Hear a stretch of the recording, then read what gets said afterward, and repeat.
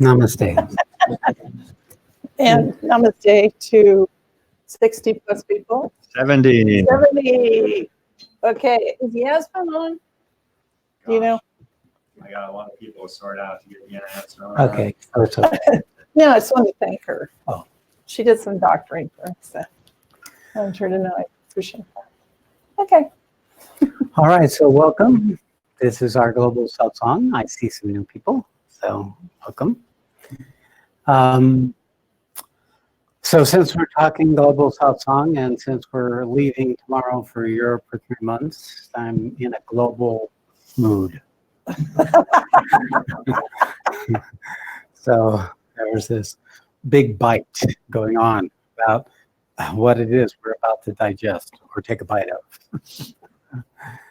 So what I thought I would bring forward is something in that same theme that's tied into our global crisis. So in that paradigm, it takes everything that happens to us spiritually and gives a context for it beyond just our own individual awakening or our own spiritual development. So basically the theme is about the three powers and the interconnection between those three powers. There's the spiritual power that is a source that comes to the world. There's the power that comes through the earth, the power of matter that animates all life and has allowed for the development of mind, which allows spiritual force to find a medium by which it can come into existence. And what is the intermediary? We're the intermediary. This is the power of humanity, the power of the person, and the power of our interconnectedness is one of the means by which the global context can be recognized as an opportunity for our own spiritual purpose, our own reason to be. So I've been reading Return of the Feminine and the World Soul, and I've been quoting from this for some time. Some of you have perhaps listened to these, some of you in Europe perhaps less so, but you'll hear it soon enough. So he speaks of it in a different paradigm. He's speaking of it in terms of light rather than power. And light is one of the expressions of the power, just like the sun is a horrific, destructive force, which fortunately millions and millions of miles away from. But for us, it shows up as light. It also shows up as heat. It shows up as energy. And if it wasn't for this, we wouldn't be here. And you notice it's there all the time, right? And we didn't have an atmosphere, then when that side of the world in the rotation was facing the sun, it'd be warm, but the other side would be cold as hell. But what has atmosphere has allowed is a mitigation of the collective sun, so it keeps the dark side of the world sustained even while it's in the darkness. And then it comes back into the light. This is very similar to us. As we move into our relationship with the light of our soul, the light of our spiritual power, the light of our spiritual source, which, as I've shared before, comes from both above and below. So what earth carries and what the heavens carry are two expressions of that same power, but one shows up as the power inherent in matter, and the other shows up as the power inherent in consciousness. And the two come together in each of us. We are the means where these two apparently discrepant forces, one emerging from darkness and one emerging from a fierce light, come together within our bodies. Our bodies are the vessel. Our bodies are the means by which we can reconcile these three forces. But this then converts into the language of human life. And what is the human life? It's relationship. It's interconnected. It's those you're connected to, those you wish to be connected to, those you don't want to be connected to. And we organize as a species because we're social animals. We're animals that are social. And that we get validation, security, nurturance from the interactions with others. This is part of the biological imperative. But it's also a reflection of a truth of consciousness. that we are actually always interconnected. But in this domain, there is this apparent separateness. Each of us human beings carry. And therefore, we seek to get to that higher oneness through our relationships, we know it or not. Of course, that is the biological imperative for reproduction and all the drama and misery that humankind has ever suffered. So, but it's good to point out that the interconnectedness that's possible in our domain is a reflection of an interconnectedness that exists both above and below, in the spiritual domain of consciousness and in the organization of matter. Because it's all organized with an intelligence. An intelligence that knew at the very moment, should it be the case of the Big Bang, that 1/1,000,000% too much energy, all matter and energy would have been dispersed. 1/1,000,000% too little, it collapsed back into itself. It was the intelligence that said, this is enough. This is just right. And if you look at the paradigm that we human beings are coming into, is to recognize when it's enough, is to back off of too much progress, too much energy, too much consumption of the opportunity that comes from the resources of matter. Finding that place allows for sustainable existence, as true in the entire creation, as true in the location of the sun and the earth in relationship to the sun. It too is just right. Not too close, not too far away. Everything in creation has its balance point, has its point of sustainability. And what are we sustaining? The opportunity of the unfolding of consciousness in matter to create new relationships with what that might mean. So that's the context we're talking about.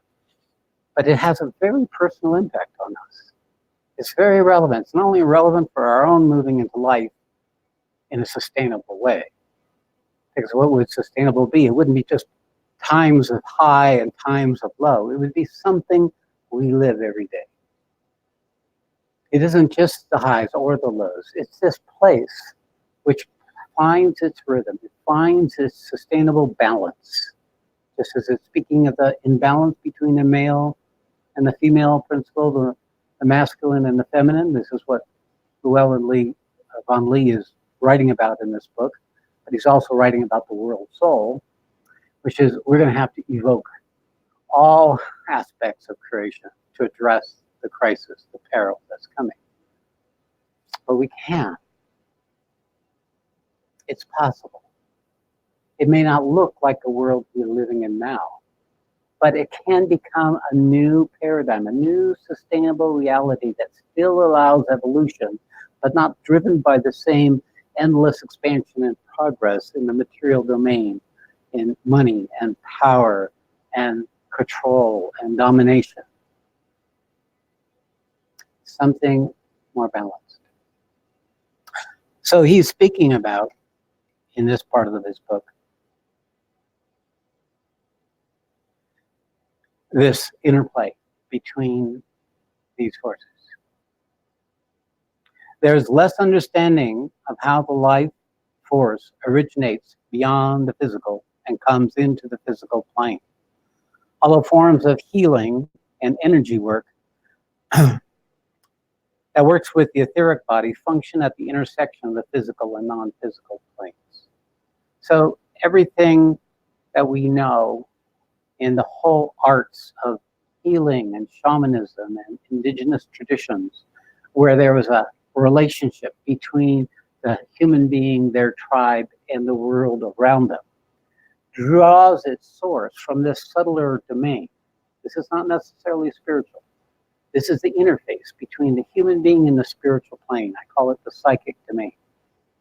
And it is the domain where our being is there as part of our life. It's through our interplay in this interface where on this side of it is our ego, our mind, our emotions, our body, our story, and outside of it is the divine forces that are at work that are sustaining the opportunity of this existence, and that they can be evoked or made access to, that we can bring them into our lives in such a way that they can bring about a restoration of the imbalance in our physical system, in our view of the world, and in the opportunity of life. So this interplay between our psychic that's associated with our body, the spiritual domain, and the domain of matter, of the possibilities of actualized spirit. Matter is the arena in which spirit becomes real. And spirit is what allows matter to continuously strive for a more perfect relationship. So these two forces are always at work, that from above and that from below, and together they can accomplish a collaboration that can change the very fundamental paradigm of our own reality as individuals in our own spiritual awakening process, the reality of the life we lived before our awakening, and the world that we live in. So this is the science of these three powers. Learning to recognize them, learning to meet them, learning to work with them, and then bringing it into your lived life is the work I do, and it's the work I invite all of you to join me to do. Because more than ever, we have too much of a good thing. It literally isn't a bad thing. It's just too much of a good thing relative to the resources we have available to us. It's just like if the Earth started moving a little closer to the sun, it'd be too much of a good thing. And if it moved too far away from the sun, it may be too much of a good thing, considering that July was the hottest month ever in known mankind's history. This July. So there is then the coolness, what looks like a better solution, but it's neither extreme. It's this rare, precious balance that has to keep being restored. Just like an airplane that flies from Hawaii to San Francisco. The computer, no longer the pilot, is always correcting because the plane is always going off course, just like you're driving down the road. You're always correcting as you drive down the road. Correction is always needed, sometimes more severe, depending upon the turbulence. And we are in a time of turbulence that we created as a species. Goes to show you that matter has woken up to its own power in humanity. By humanity is not recognizing the inherent limits of that power, and therefore have unwittingly and truly unwittingly misused it for the enhancement of material life. And in that process, derived mankind from their access to that spiritual dimension. That it has been more difficult due to the distraction of the expanding of material life to wake up and access the forces of spiritual life. Not maybe for those of you in this room or listening, because there is a simultaneously correction that's occurring in the global consciousness to rebalance by awakening more of mankind. But even so, this interplay between the forces above and the forces below get worked out in us. We're the key. We're the force. And it's trying to happen right now.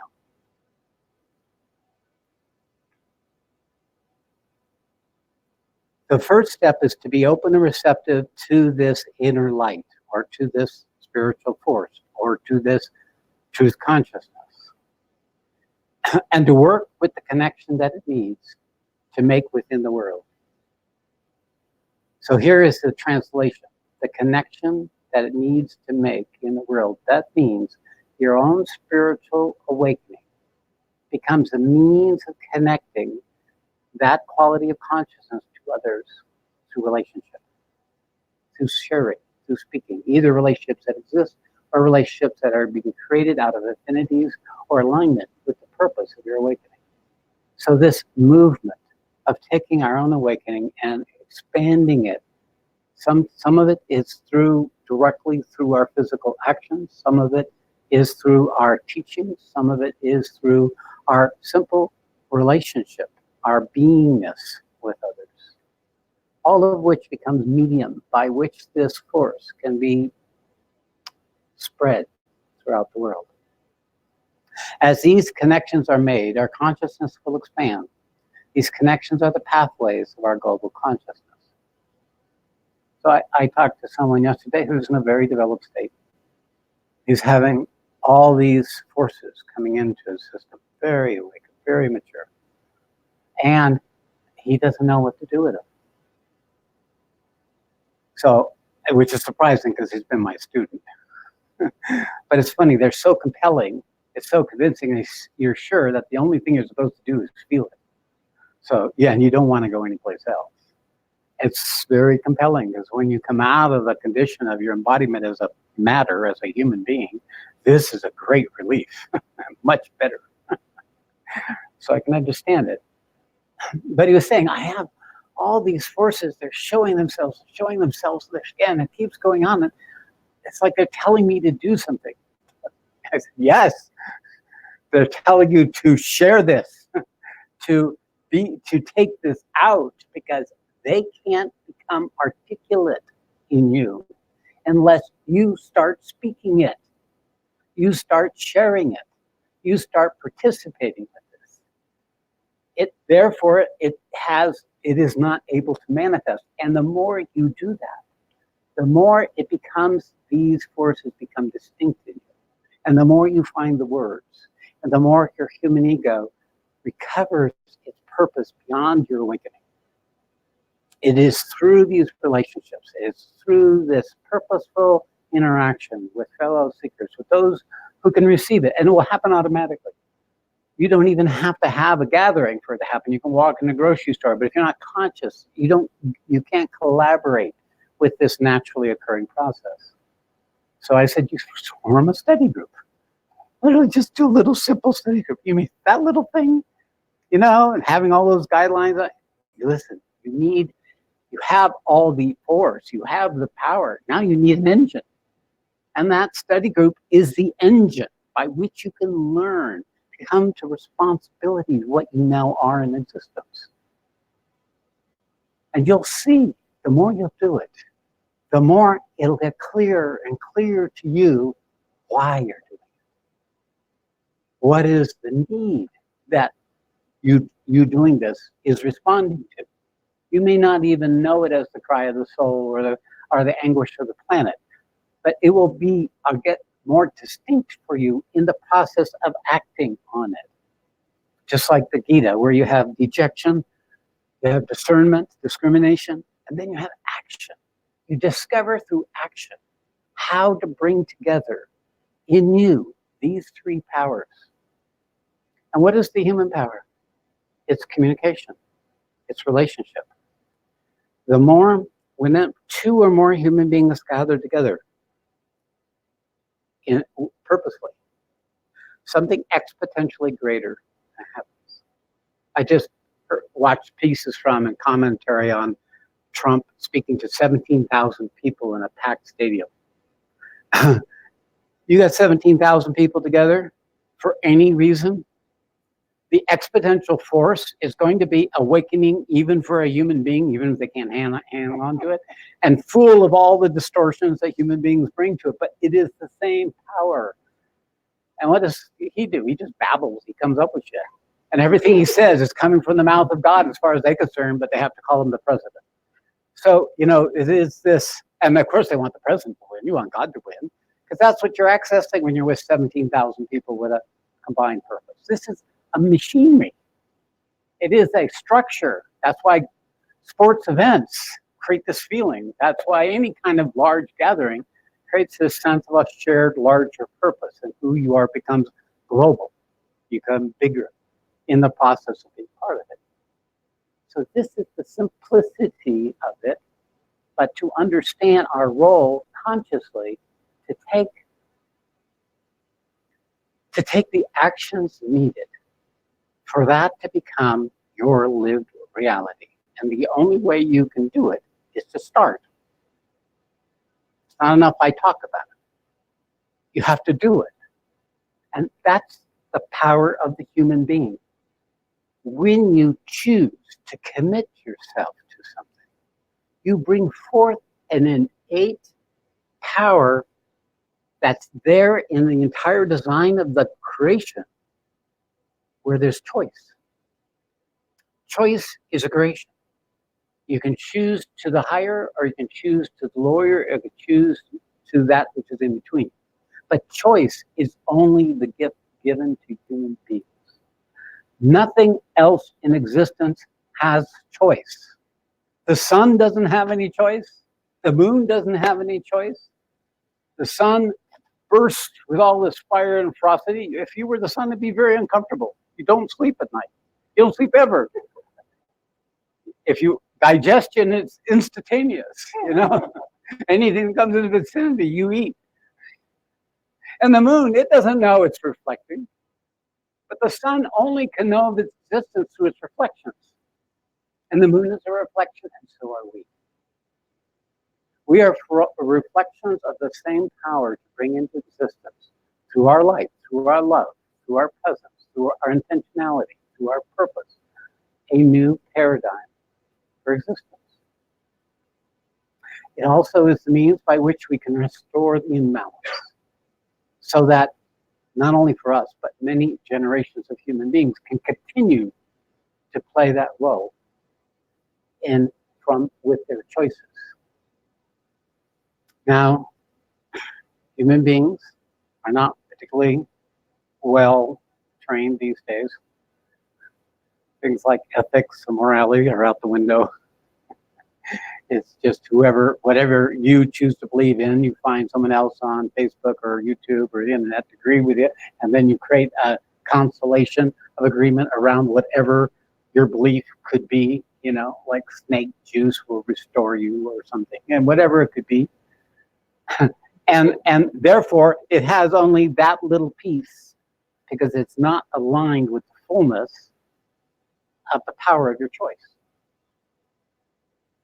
And the nature of the power of the choice is when it's aligned with the underlying principles of existence, it can be very powerful. And if it's not, or it's counter, then it'll be very diminishing.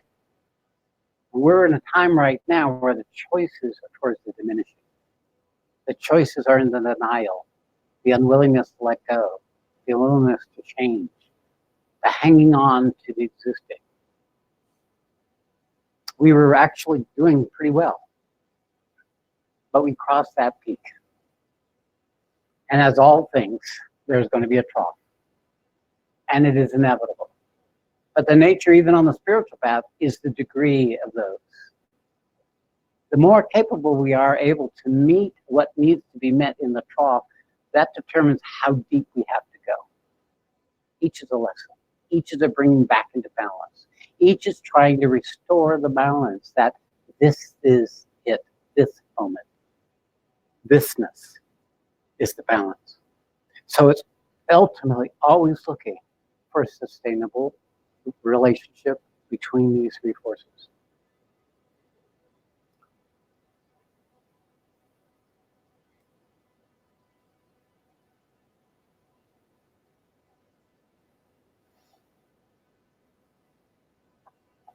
These connections are pathways of our global consciousness. The connections will open us to a larger understanding and the knowledge that we need in order to function at a global, multidimensional level. Humanity is the consciousness of the planet. The planet has no I amness. It doesn't know I exist. It doesn't have that. Only humanity has that.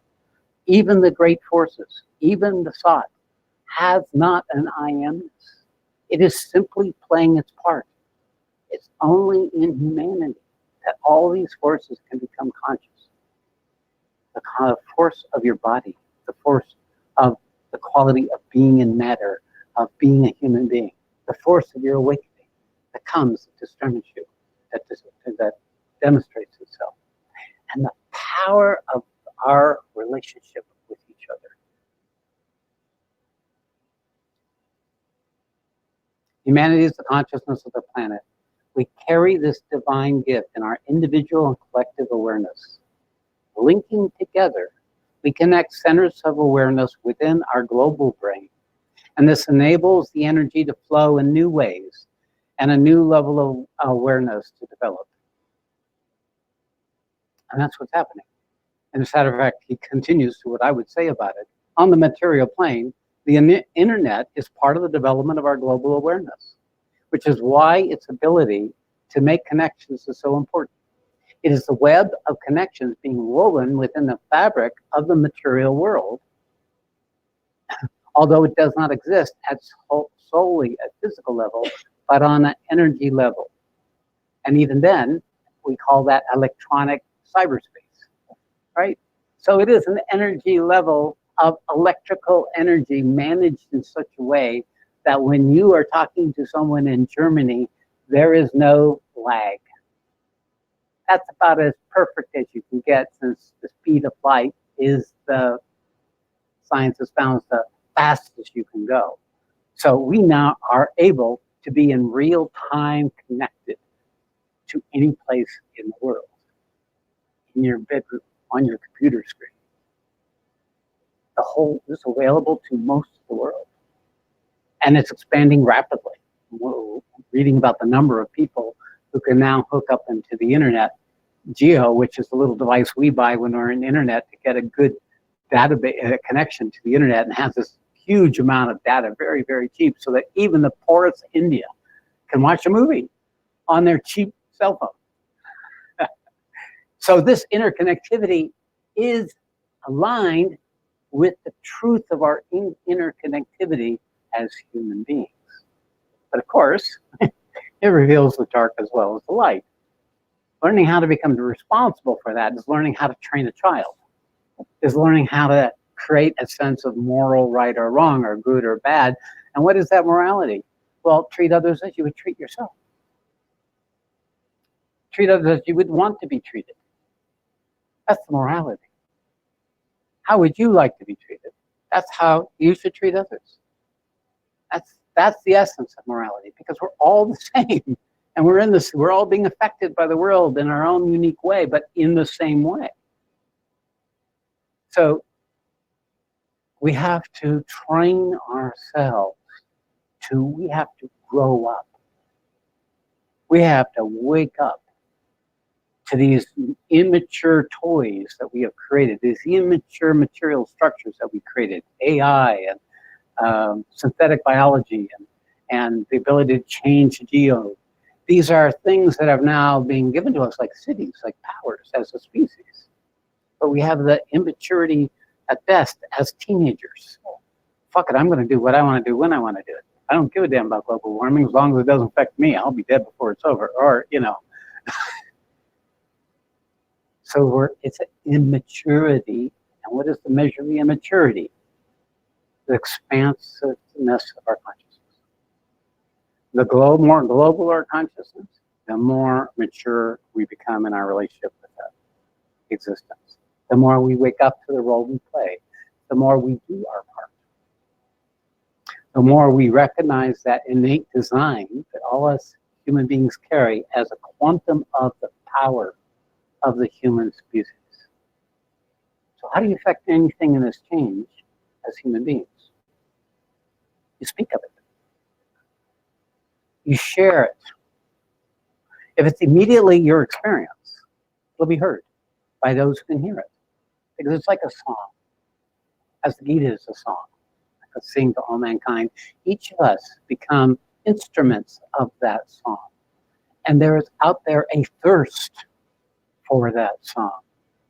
So each of us carry a piece of this unfolding possibility.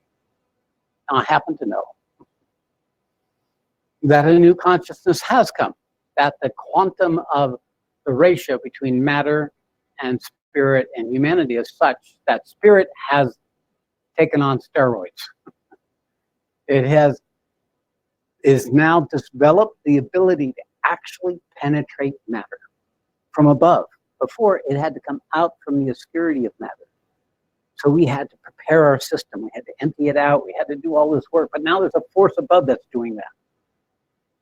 And it's here because of this time. It's like a safety release valve or in a software program that kick in certain situations.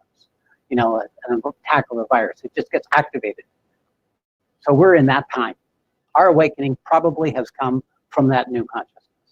For some of you, it's been within the tradition, but if you've awakened within the tradition, it's also been this new consciousness that has brought it to the level it is now.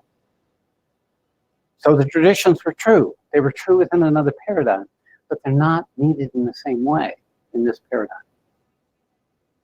So the work I do, the work that I am consciously communicating, is this recognition of this force. First, in my own recognition at the moment of my awakening, when I said, what the hell is this? Who did this? Why is it happening? Certainly I don't deserve it, but if it's happening to me, there's some underlying principles that are there that are just being revealed to me. And that willingness to see it wasn't anything I earned, anything I deserved, but that something happened, I wanted to know why. And the whole why of this has been now expressed in this teaching. The recognition of these fundamental forces that are at work in this era, where if we can become conscious of them, get clarity of them, if we can be trained in how to work with them in our own system, that we can effectively be partners, collaborators in the purpose that that new consciousness is here for, which is to intervene, to restore the balance that mankind with its own unwitting dim consciousness has created. Because that's the only way it can change. It only can change to us. This force doesn't have a mind of its own like a software program doesn't have. You could call it an AI. It doesn't have a self-awareness. But it has all the fabric inherent in it as a potentiality that allows us to be what we are. Our love, our discernment, our intelligence, our capacity for action, our sense of connection, our intuition, our brilliance, our ability to master matter, understand its rules and principles, and convert it into a thing that serves the rest of humanity. Electricity was a wonder when it was discovered. The person who discovered electricity worked at it endlessly to try to convert it into something that could serve humanity. The light bulb, Edison. How many times? He kept failing, but he knew there was a means of translating that energy into an instrument that could serve humanity. And from that has come everything that we now are thriving on. And the same thing is happening in biology, biochemistry. It's happening in many, many dimensions in the organization of analytical intelligence. It's a reflection of the maturity of the species, but not of the individuals. So we're in wondrous times. I'm driving a car, as some dear devotee gave to me, like I've never driven a car like this before. It's like utter perfection. Utter perfection. It is probably the safest, most conscious, most present piece of machinery I've ever been exposed to. I never looked for this, but I can appreciate the magnificence, the perfection that mankind has been able to come up with. Where this car runs off of solar energy. It doesn't use fossil fuels. Now there's a response to the crisis. There's a genius in the invention that is coming up with a solution to the crisis. Maybe not in time, maybe much too expensive, as all things new are, but a solution that can serve. It is what's happening. We're seeing that people who work to serve the global consciousness take a sacrifice, like Amazon not taking a profit for years and years and years and years and years, and now is so prosperous. It's brought a perfection. These are not wrong. They're expressions of alignment that mankind can make with fundamental principles that could serve humanity and lift humanity up into new consciousness, like the internet, like Google. Google Maps, free. You can look at any part of the country. I was in India. I could look down in 3D and I could actually see the funky little group of buildings and huts that were right around me. These are extraordinary gifts that are being given. Of course, they can be monsters too, because human beings have a dark and a light side. And it's very tempting when you have that kind of global power to get activated by your human ego, or not even see the part of your human ego that you didn't know was there. All bad people truly believe they're good at the core. They may have had to kill a few million just to do their job, but at the core of them, they're good, because in truth they are. It's just the error of the conditioning that we inherited because we took on animal bodies in order to create vessels for our consciousness. So they're primitive in some fundamental way. So inevitably, you turn up the light, all the dark will be revealed. And that's where we are now. The light has been turned up in the collective consciousness where everybody, everywhere, is seeing the darkness that hasn't been seen before. These have been in existence forever, but the impact on the opportunity of life has not been as great as it is now. 400,000 Hiroshima-sized atomic bombs are being, in terms of heat, are being generated by mankind every day. 400,000 Hiroshima-sized atomic bombs every day, for an hour, or more than that, for a minute, or something like that. Incredible amount of heat is being generated. The sun's not doing it. The earth is not doing it. Mankind is doing it. It's doing it in the exuberance of its possibility of new creation, without any regulation, without any sense of boundary. And we've lived in that time where it seems like the future is boundless. You know, we're going to be on Mars, we'll go to the moon, we'll go to other planets, and we look outward all the time, but we're leaving behind the very thing that allowed for us to have that inquiry. There's no need to go anywhere if you're not here. That's the end of all discovery. That's the end of all evolution. That's the end of all opportunity. And we can't relate to that because we're oriented to a future that always expands. I know I'm of that generation. It seemed unlimited, but it's not. At the dimension, at the level of material life, it's not. All these things are possible when spirit is incorporated, but in matter, there are limits, because matter has a quantum limit. It's matter. So matter has limits. It's a nature. It is finite. Consciousness is infinite. And the part of us that is conscious is right about its infinite possibility. But matter doesn't have that same capacity. We have to grow up and recognize the limits of what matter can do. Includes us. Even as we develop as human beings. We maybe if we're positive children, we look to the future as a big possibility. But when you start living the future, you start realizing your limitations. So you get realistic. You find, okay, I can do this, but I'm not going to be able to do that. Other people can do that, but I can't do that.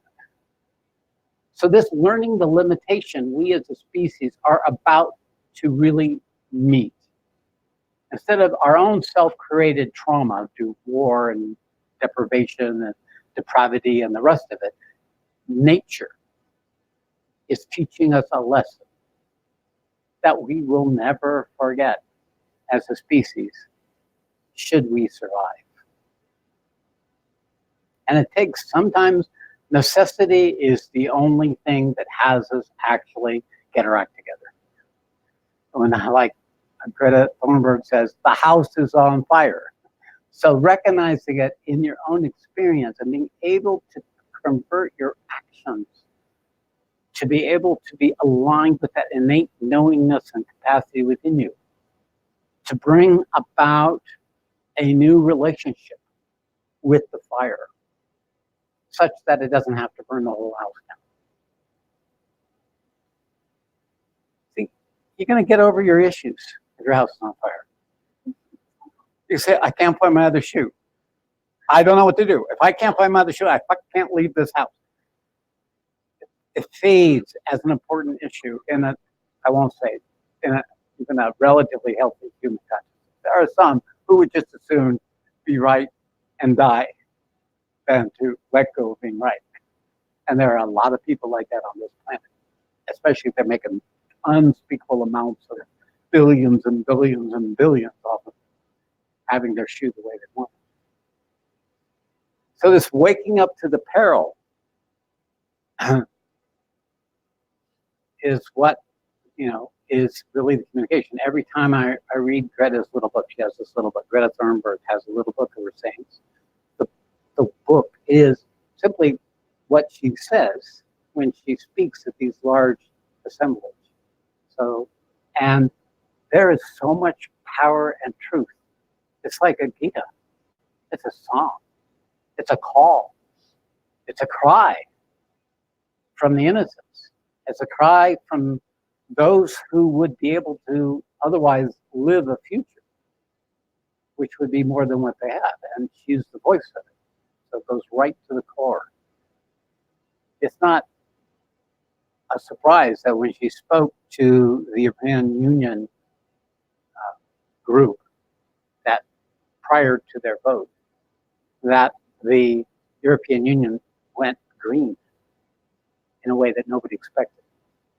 Because the power of her message resonated so deeply. So what empowers a Greta Thunberg? What empowers the people who are in positions to affect and create what human beings can do? But there can be an agreement. You can create among human beings enough to agree that it creates the recognition of something that was not be able to be seen before in the collective consciousness. Earhart used to call it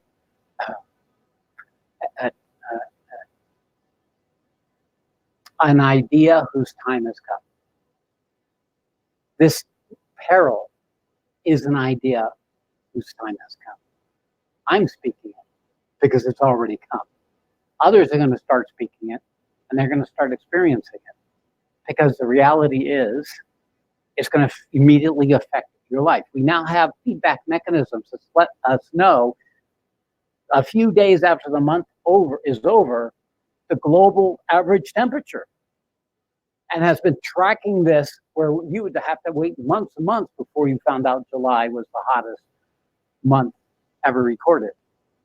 And then you could see the graph where it's becoming more and more precise. So it's clearly time. The facts are now here. The material evidence is now here. The problem is very clear, and the opportunity of the solutions are here. What's missing is the idea's time coming.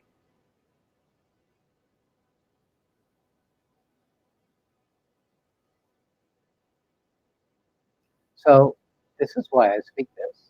I speak it because it's I'm the mouth of the universe anyway, always have been. And it's speaking like Greta is speaking, because it has to be said. And it will awaken the listening when it's spoken for truth. So I have to do this. And I invite you to do this. I invite you to do this in the way I'm showing. Because the first thing that we have to do is nurture the awakening. Strengthen and integrate the awakening. So that can become something we live, not something we do in a retreat or we do when we meditate, but something that becomes the organizing principle for every day. That is the reason we wake up. It's the reason we go to bed. It's the reason we eat food. It's the reason we enjoy, so that we can do this work.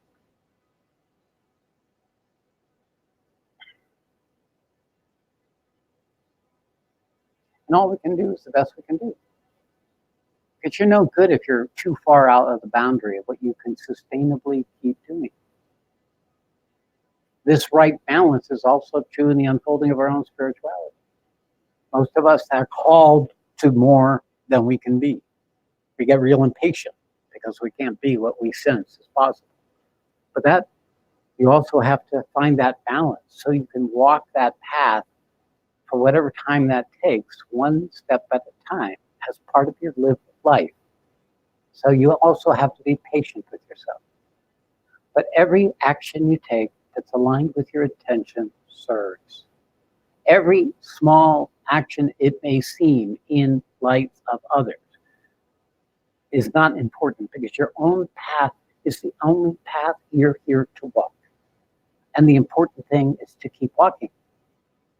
Keep striving for greater integration, to keep meeting the next level of your own obscurity, your own match to what has created the current consciousness that's eating up the planet. We work first with the remaining darkness to bring the light. We work first with the remaining ignorance to bring the knowledge. We work first with the selfishness and the separation and the negativity and the resistance, so there be greater love, greater interaction, greater connection. And we can only do it to within our capability.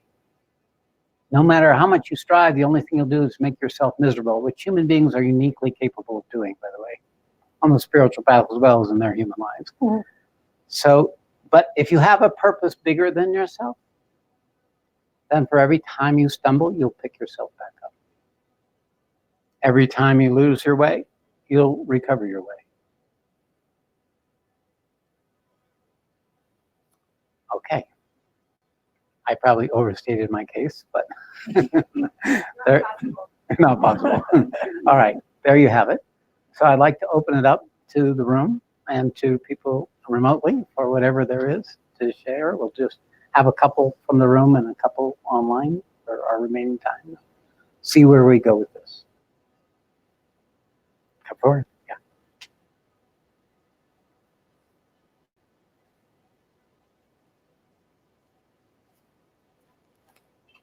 Welcome. What's your name? John. John. And John, make sure it's on. Is the light green light? Yeah. Yes, you're on. Okay. You're on. So I've sat with you before. Yeah, I'm right there. And it's been a little over a year, I think. Let's see. So I really enjoyed your support last time and being in both of your satsangs in Grass Valley, Nevada City. And I came up, I'm here with my friend Robert. We were talking at a coffee shop the other day, and I was telling him about something I was struggling with, and he said, "Bring it to Sat Shri." One medicine fits all. Yeah, may or may not be true. But anyway, Okay. Well, we'll see. Whatever got you here. So Yeah. It was the carrot that got you here. So I'm enjoying being here, and I have a question. So, Okay. And that question is kind of requires a little bit of an introduction. So so let's see. I don't know how, it's about an entity. Okay. That I have become aware of in my space. All right. Very good. It's surprisingly directly related to your talk, because of the light and the dark. Yes. Because I've been on a awakening path for a long time, and about about the light, of course, but this in the last few years, I've been aware of this dark being. How does it influence you, or how are you aware of it? I experienced I call him a him because I think it's male. Okay. But I experienced this energy or this person or this entity as very dark dreams. As I'll wake up with like last night was one. I woke up with this male figure with a knife. It's always very dark, and clearly not my consciousness. It's coming from outside. Well, what's your experience? And my experience It can be fear, but I've gotten used to this experience. So it's kind of like I see the dream when I'm still half awake. I see the dream and I go, wow, it's Ralph again. Yeah, right. Call him Ralph. Once you name it, that's the beginning. So, so Ralph always comes, with very dark dreams, and and when I actually gain more consciousness, it can be, and he can move with my thoughts. So as soon as I acknowledge that I recognize him, then he comes into my body as energy. Good. That's how you convert. Did you say Robert? Ralph. Yeah, Ralph. Robert. Yeah, Robert's been pestering me. Yeah, Ralph. Okay, that's how you convert Ralph into John. By meeting. It literally dissolves. So every time you meet it sufficiently, it returns to you. So you're already healed. Whatever it is it Ralph that you named it? Yeah, Ralph. Okay. His dad's name. Oh, I can change it to George. That's my brother's name. Oh, I I'm doing good. like Ralph. Ralph's good. We're probably related, Oh, God. But I want to point to the fact that you're doing exactly what needs to be done. There's nothing more that needs to be done. Okay. But I'll tell you, he represents a part of yourself that's unknown. And it may not be from this life. So the violence, the cruelty, or the truth at any cost, it could be, however, whatever Ralph's motives are. I mean, you know better than I would at this point. It's that sense of trying to defeat you, for example, trying to kill you. Yeah. Could be the part of you that carries shame or guilt that you haven't been. So he's a representative, an energetic representative that only has the amount of power you assign to it. So if we carry guilt and shame, if we can't own it, then we may empower an entity or just create a energetic body of our own creation that keeps beating us up, keep defeating us. So it's not just, it can be psychological, not just psychic. So that it can exist, the same principle exists in both, because the psychological is closer to our human design. So these darknesses show themselves when our light gets to a certain point and it starts converting those darknesses into the light. So there really isn't anything more to do with that. And I do believe that the dream you had was because you were coming here. And last night. Yeah, or you were already here. I don't know how you did this. But that then brought it up more fully. And that's all it has to be. Because if you can meet it, especially not just in the seeing, but in experiencing it, because it will reveal a pain body or a psychological structure that your body is carrying that you don't necessarily know your body is carrying. So it could be diminishment of your heart. It could be a self-doubt about yourself. It could be self-hatred. It could be destructive tendencies. It could be any of those things that we all carry, all of us carry, that just needs to be met, included. Not to make it go away. It doesn't, obviously, you've come to the point where you're not trying to make it go away. You're trying to understand it.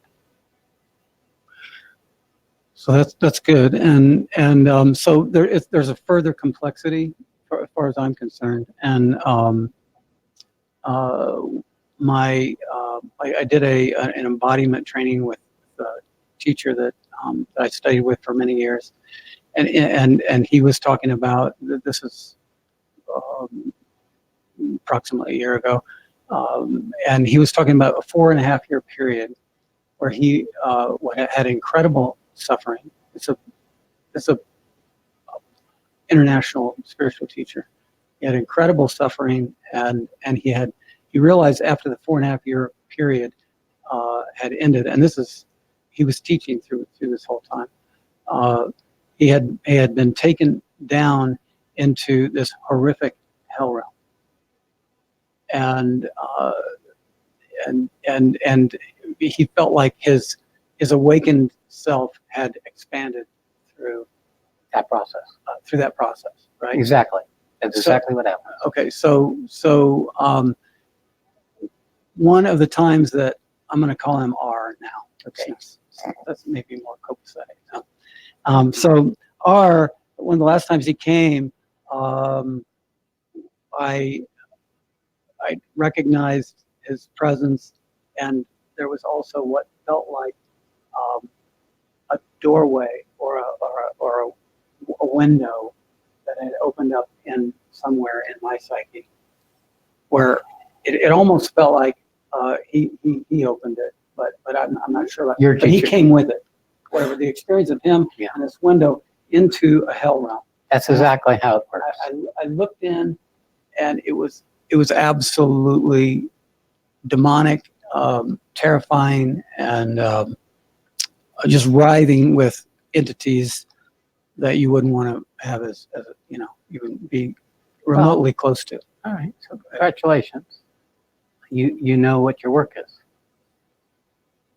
So when you get enough light, you're shown the next level of darkness. So I want to say something about it, because I knew about darkness even long before my awakening.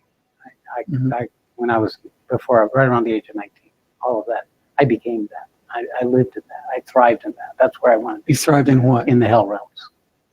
I was a member of the hell realms. Yeah, as a delinquent, rebellious drug dealer in Berkeley, using methamphetamines and all of this. So I met the hell realm. I was the hell realm. And there came a point where I was redeemed, and where at some point there was a spark of truth in me that was going through that as a trial by fire in order that I could awaken at a human being, where I could come into life in a whole new way, which is then I met at that moment, I met Meher Baba.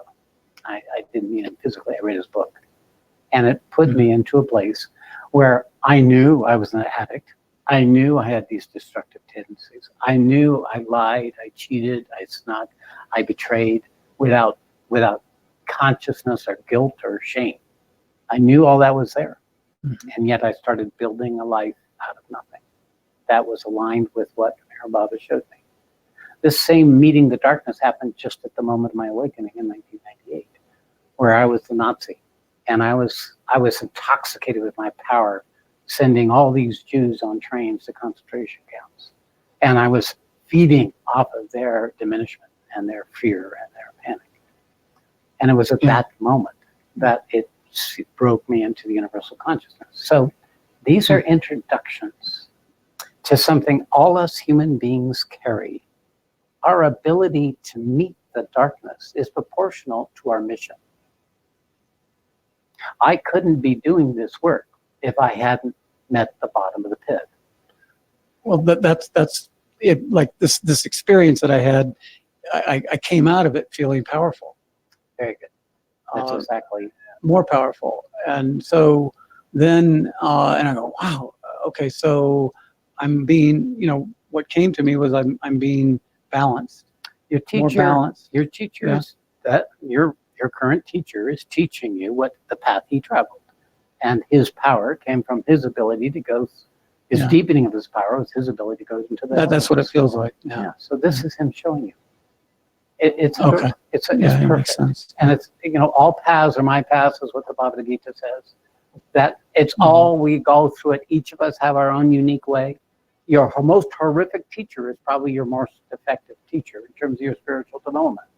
So the principle of it is not a right or wrong in the domain of spirituality. It's about recognizing there's no such thing as darkness. There is no such thing as untruth. It is just a diminishment of truth that's trying to come into existence, not knowing that's what it's doing. It's just ignorance. So learning how to hold it all is what makes power. Now it's real good, John, because you're talking about the power you're coming. This is where it gets tricky. Because when you can tap into the dark and convert it into light, the tendency of the human ego for power is what is one of the greatest, that greed and lust, but power is the one where it's very tough to come to responsibility with that. Yeah. To learn how to contain it so that it serves its greater purpose. So Yeah. the love, the humility, the surrender, the ability to be in direct and immediate connection to the fullness of the need and of the fulfillment of what life is, that keeps your power in check. Love checks the power. How can I serve? How can I love more perfectly? How more fully, more totally? So it's there in the power. The love is there in the power. And the power is there in the love. And it's right between those two that really is where my work happens.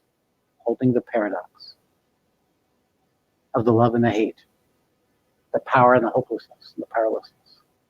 Holding these things and still taking the actions aligned with your purpose. Then this is transformative. But if you get defeated by one or the other, you'll transcend and never want to come back, or you get swallowed up into the greed, lust, and power structures, and you can't find yourself. To hold those two, and then to take the right action. And the right action is what your intelligence tells you. It's not what your feeling or mood tells you or your body tells you. The yoga of intellect, the Gita says, you guide yourself through this process by intelligent understanding and recognition of what's truth and what's not truth. And then you can do this. What are you feeling right now? So that's all perfect. And so when I decided to come see you, I had, right before that, I had hired a shaman to, I had called a shaman that I had heard about to get rid of this entity, right? And so, but then right after that, I had this experience of the window opening up and it was showing me inside this realm. And I thought, well, wait a second, maybe this guy is a guide, and then then I got confused and I want to, then you're done. I want to talk to you about that. Yeah, so perfect. So what do you any sense of, should I get rid of this entity? Should I just leave it? I just told you what to do. Okay, all right. Listen to the recording. You'll have access to this recording. Yeah. And listen to it again, and then listen to it again, and listen to it again. And after you listen to it 3 times, you'll get the message, and you'll be empowered to know what this opportunity is. Yeah, good. That's good. All right. Thank you. Good. Thank you. Very useful. Satas, I have a question. Yeah. He was half cut off on the screen. Is that what people are seeing? It's just letterbox. Okay, that's all I have to know. Thanks.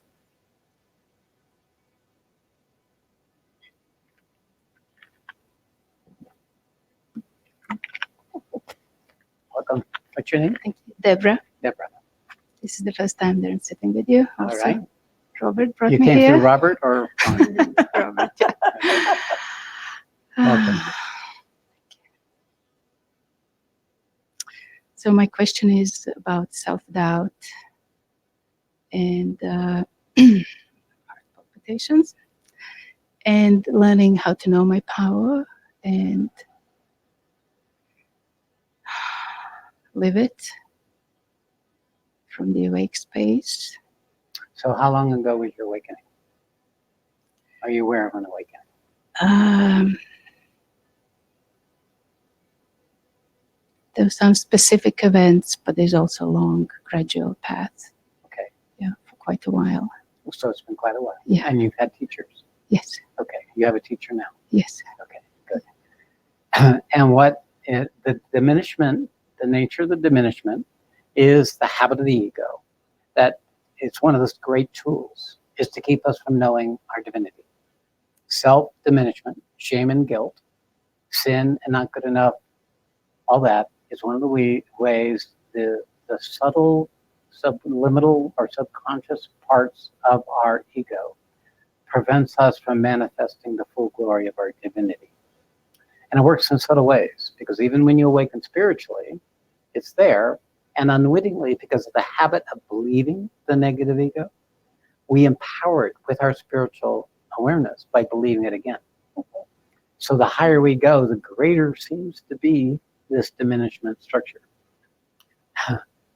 It's a lie. It's just not real.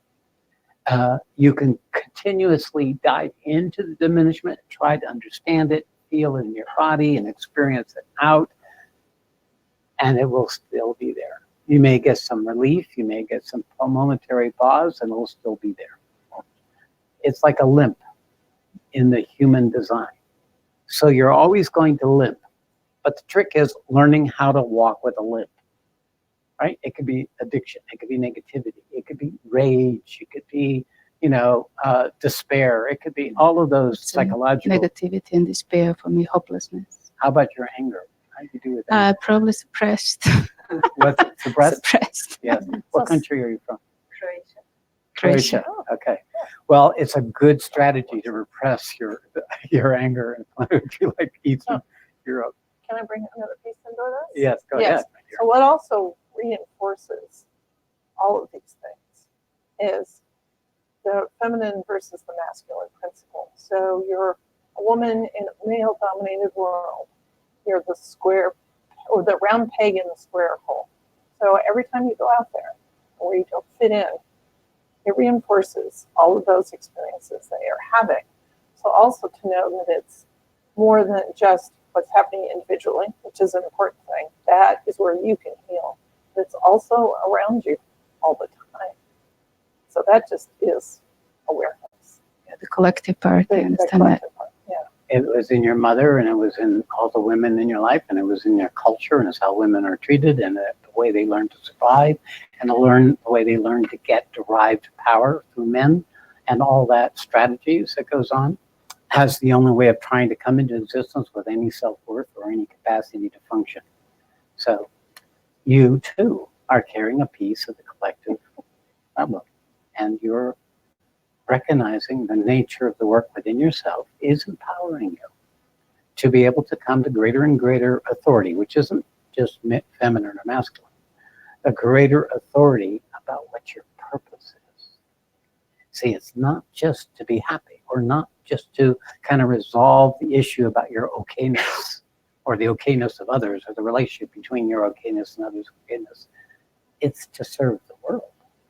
Yeah, that always when I get in touch with that, then it's easy. That's right. Yeah. That's right. So necessity is the mother of invention. The purpose is the necessity. It's a response to the necessity. And feel the power when I just see it. I can see it, and it just came back.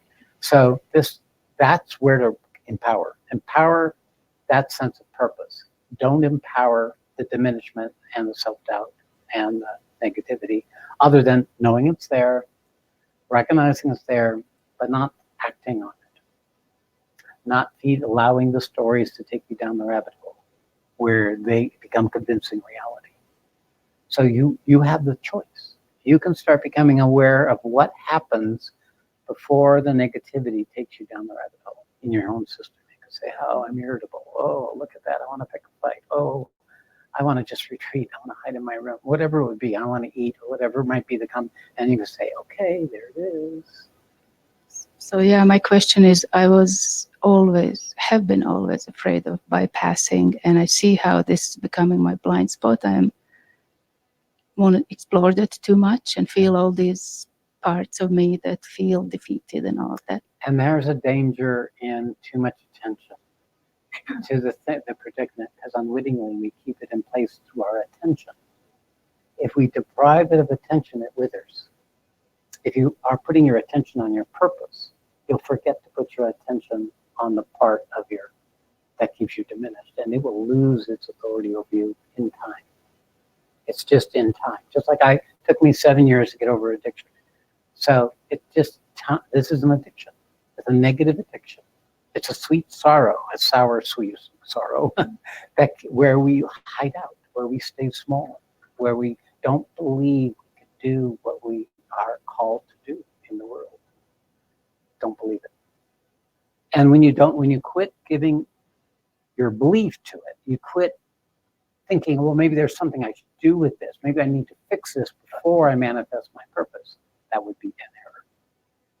Rather, just do what you're doing already. You're aligned with your purpose. You show it up here. That part of it, you're working probably pretty vigorously on this.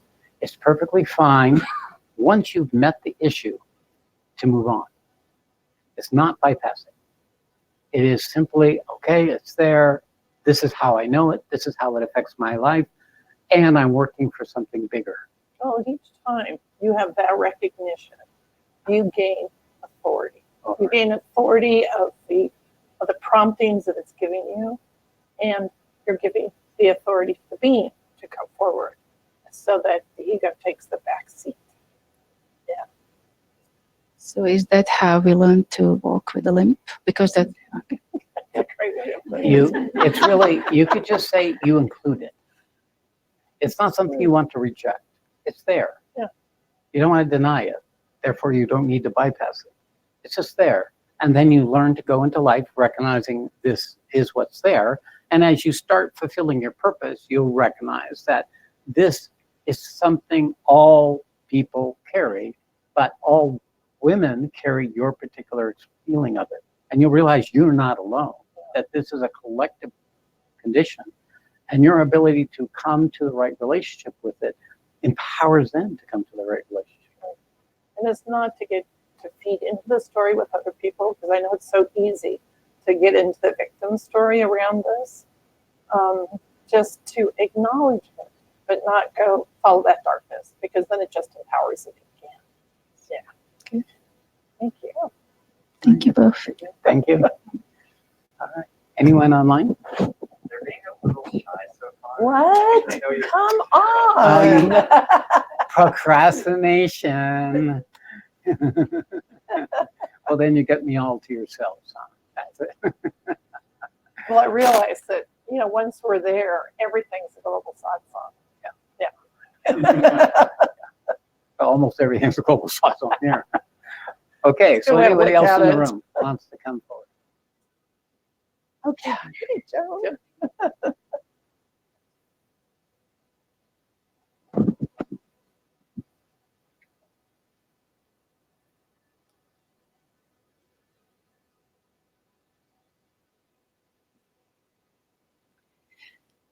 I don't know why I'm up here, but there's so many things. Every time I come to Washu or I listen to your talks, I always get this big piece of information that fills in the gaps. And I work on it. I have to say I'm pretty diligent about this.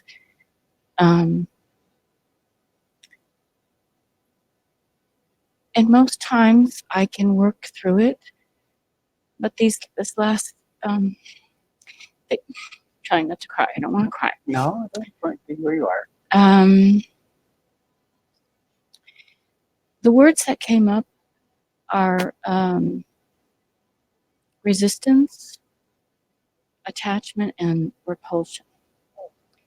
Pretty So good. they just are Really all good. connected. Big, Has huh? been listening. But I don't really know where to go with it. I'm just sitting with it and hoping something will come around. So It's sort of like I resist- get pieces of it, and I get these glimpses Yeah. of what I might be doing, and then catch myself in it. And then as soon as I try to get into it, it kind of disappears. This is not just your predicament. It's the nature of human intelligence that it tries to figure out what's happening. It uses the mind to figure it out, because once it gets understanding, it feels mind will quiet. But you can't solve this with mind. It's the imperishable tree, right? With roots above and branches below, and the leaves of the hymns of the Vedas, and there's roots below and branches up above that are also hymns of matter constantly to the senses. So this is the entanglement. The bottom line, you meet resistance, you notice resistance, you acknowledge resistance. That's all you need to do. And then you go on with your life. Joan, I'll tell you, probably what you need is a bigger purpose. A bigger reason, a bigger thing to do each day than currently your life is allowing you. And this record, then what the mind does is comes in, keeps us entertained. It comes in to fill in the gaps of what to do with myself. So it's probably time for you to start looking at aligning your outer life with your inner, so that you are more engaged in a faster moving current, where the need to track every little thing and assimilate every little thing falls away because you're already behind. It's already gone. Because resistance is a multidimensional aspect. It's your physical body, it's the emotional nature, it's the mental nature, it's the memories, experience. There's never any end to resistance if you're trying to identify it and dismantle it and make it go away, because it will go away with your attention. But the habit of resistance is what is not allowing you to have your outer life aligned with your inner purpose. There comes a time where we have to start acting on what we know, what we've awakened to, aligned with the particular current sense of purpose that's within us. For some it's big, for some it's much smaller, but we have our own way of doing this. So this organization of our outer life with our inner calling is how these things then just happen, because that's all they are. Everything is just a happening. It's just a moment of now, a moment of resistance, a moment of spaciousness, a moment of power, a moment of truth.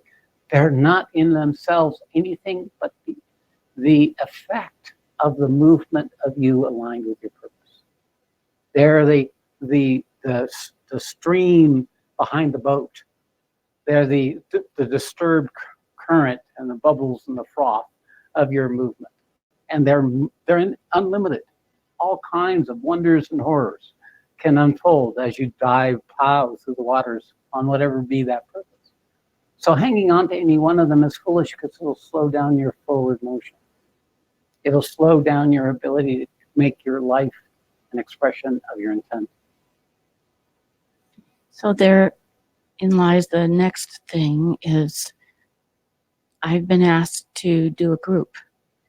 And when I think about doing a group, it's like, how am I going to do that? You know, and I can guarantee it won't be with your mind. Guarantee you're not going to figure this out.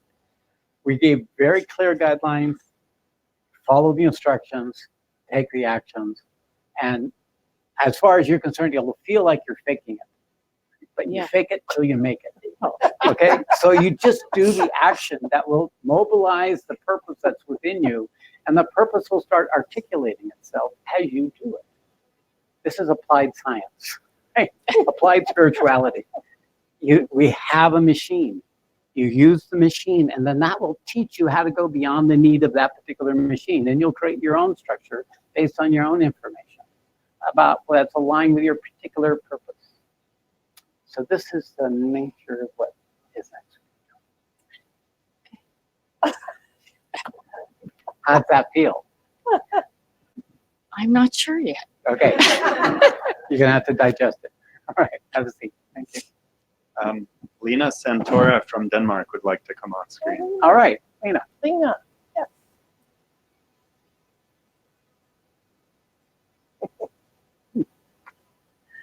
See, she's right now coming across the speed of light, across the Atlantic, across the United States.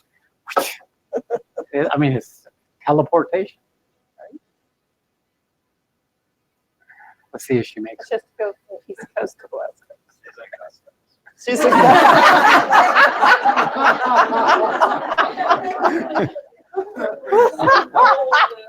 That's good.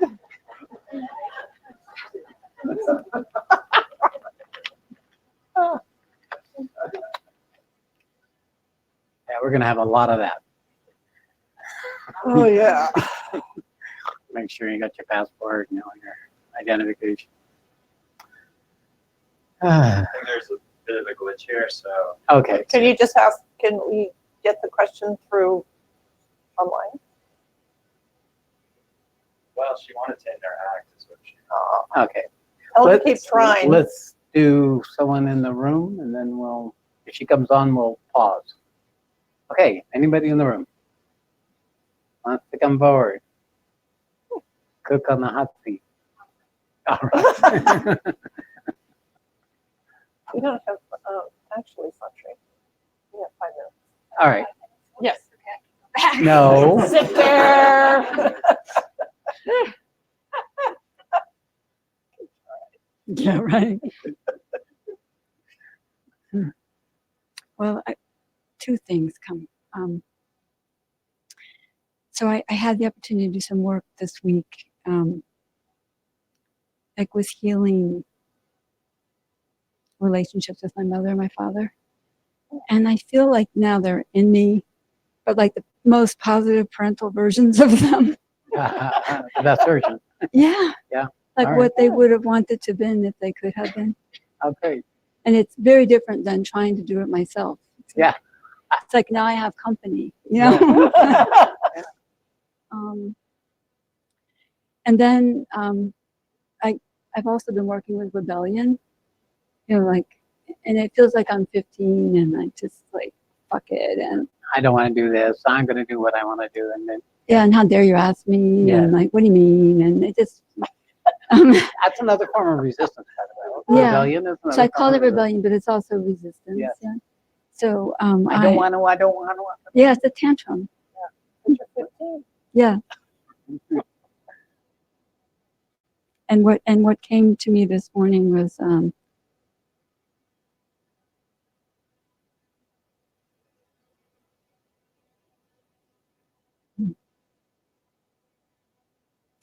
that was a habit, that when the relationships are healed, which, you know, this is all very new, right? But Yeah.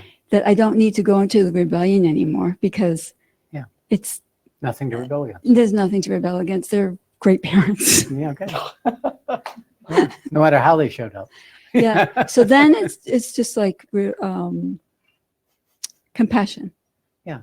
So Then it's a habit. so so it's the habit. But then when I get triggered, instead of the fuck you coming like from my whole being, it's more like I'm thinking of an old boss, the boss I had at the State Department, who was so always telling me what to do, and he was clueless.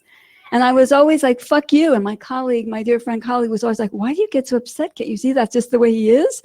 But it was my fuck you that was upsetting me. So anyway, And that's the nature of resistance is I don't want to be with. It's I don't want to be. It doesn't matter who or what we're rebelling against or resisting. It's the I don't want to be. And that's the lie. That's the untruth in us. Yeah. Because we really want to be. right. But when you have parents who weren't there, Yeah. you don't want to be. That's right. But now that they're there, I want to be. Good. But you got to give your system time to catch Right, up with because this. that's why I was right. Yeah. Right. So it's because Okay. it's, you know, it's a habitual adaptation. You know, anybody who Right. reflects what the parents weren't able to do. Oh, looks like Lena's coming up. Is she Yes, there? coming. Coming, trying, going, Okay, I'm coming, coming, holding going. time for her. Okay. So Okay. it's perfect. Yeah. But and have patience with yourself. Yeah. These things take time to integrate because it's a lifelong adaptation. And every time you took an action consistent with your rebellion, Yeah. it leaves impressions. So now that you've got to the core, it takes a while for the structure to follow. Okay. Okay. Thank you. Perfect. Okay. We'll see. You're like a robot. You're moving like this. Yeah, I think she's got a pretty slow connection. Yeah. Yeah. Hi, Lena. Can you hear it? Can you hear us? You're live and good to go. But look at your camera.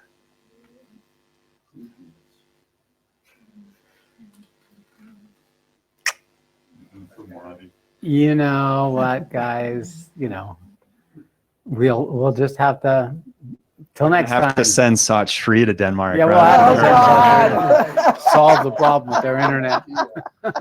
Bypass the problem of the internet, right? That's cute. Okay, so I think we're there. We shared what needed to be shared. I invite all of you. Oh, she's here. She doesn't know she's here though. Lena, I think I know what your problem is.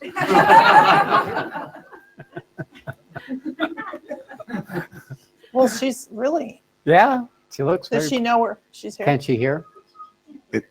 Lena, can you hear us? No. Okay. Oh, And she's probably going to see us. So we're going to have to say bye-bye. Maybe she can see me. Bye, Lena. We will see you when we come. Yeah. That's how it is. See you soon. so I thought See she you can send her a soon. note, That's a right. message. Thanks. Yeah. Yeah. All right. That all the pieces have to work. Yeah, that's Yeah. right. That's the perfection. That it does work is a sign of incredible numbers of interconnected factors all aligning so this can happen. It's extraordinary what we've been able to do in that whole category. We take it for granted, but it is incredible what mankind has been able to come up with. And that is why there is actually hope, because there is this incredible resourcefulness that gets actualized when necessity comes and calls us up to the unmistakable purpose that the peril calls forward in us. Okay. All right. So this will be the last time for a while. In 3 months, I will Not be back really. in It will be person. global. Yes, right. They But can- there is something lost in the translation. Lost in translation, right? Yeah. The different languages and, you know, Internet speeds. internet speed and all that. Okay, so let's finish with a silent sitting.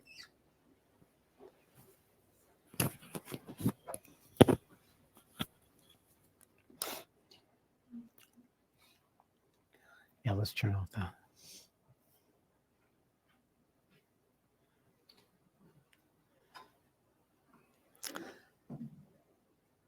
We'll just do 5 minutes.